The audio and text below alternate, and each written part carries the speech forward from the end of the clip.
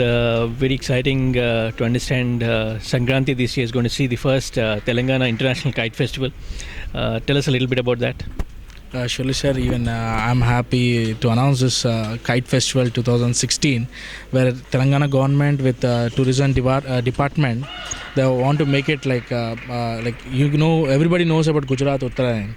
Now, when it comes, Telangana is a newborn state, so they want to make it more like tourism department want to take a hand on like how can we take Telangana into the national and international phases. So kite is the one where you see like where it is like in Turkey, China, Japan, like Vietnam, Belgium, all of the world.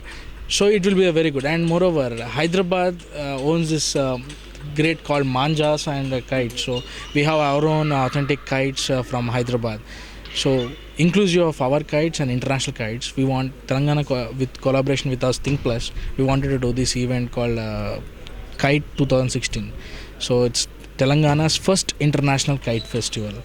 Not only the kites and kite festival, so it's also food, fun like art mela, craft mela. We have like 100 culture like from the cultural department. We have 100 performers performing on that day, and the curtain raiser is done by Mr. our own KTR itself, the IT minister.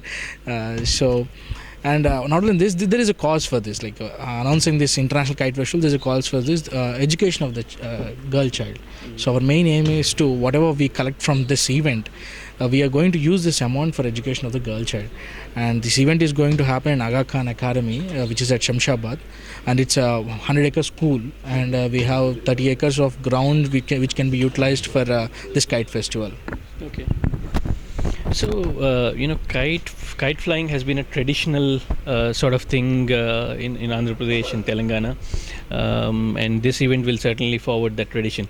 But having said that, in Southeast Asia, kite flying is far more professional. Yes. Materials used and the technology used, in most of the international festivals.